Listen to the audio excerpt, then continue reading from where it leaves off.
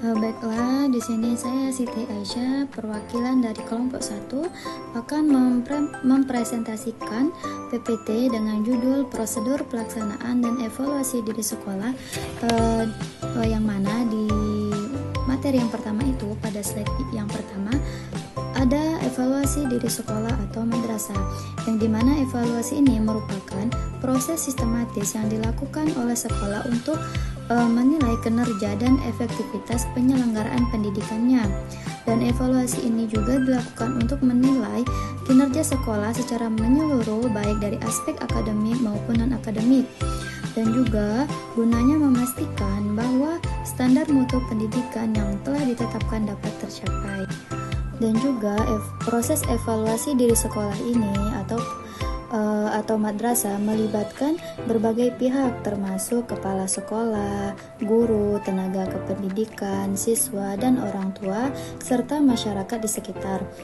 Evaluasi ini juga biasanya dilakukan dengan mengumpulkan data melalui berbagai instrumen seperti kuesioner, wawancara, dan observasi dan analisis dokumen. Dan juga data yang diperoleh kemudian dianalisis untuk mengidentifikasi berbagai aspek yang telah sesuai dengan standar serta menemukan yang masih memerlukan perbaikan. Nah, yang selanjutnya ini yaitu bagian B tentang pelaksanaan evaluasi diri sekolah, yang dimana pelaksanaan ini bertujuan untuk mengukur sejauh mana sekolah telah memenuhi standar SMP yang mencakup 8 aspek, yaitu standar kompetensi lulusan, isi, proses pendidikan dan tenaga kependidikan, sarana dan prasarana, pengelolaan, pembiayaan, serta penilaian pendidikan. Dan juga dengan mengumpulkan data seperti observasi, wawancara, angket, serta analisis dokumen. Data yang diperoleh kemudian dianalisis untuk mengidentifikasi faktor pendukung serta kendala yang menghambat pencapaian mutu pendidikan di sekolah tersebut.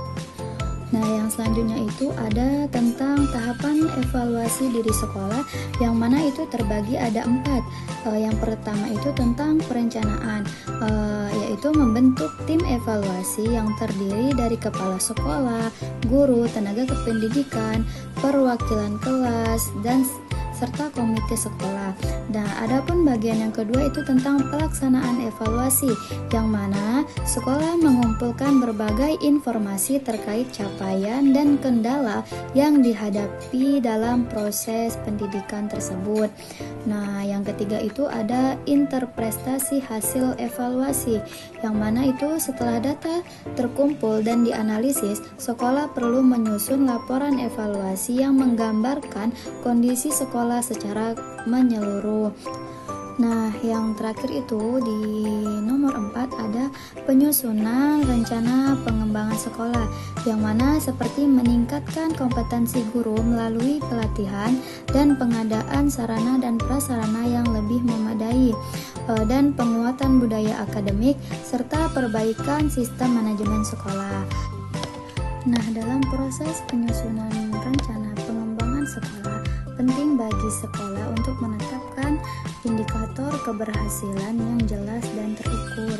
Nah, indikator ini dapat berupa peningkatan hasil belajar siswa, peningkatan tingkat kepuasan orang tua dan masyarakat terhadap layanan pendidikan di sekolah tersebut, serta meningkatkan akreditasi sekolah. Dan ada pun faktor keberhasilan dalam evaluasi diri sekolah itu terdapat 3 poin, yang dimana poin pertama itu adalah komitmen dari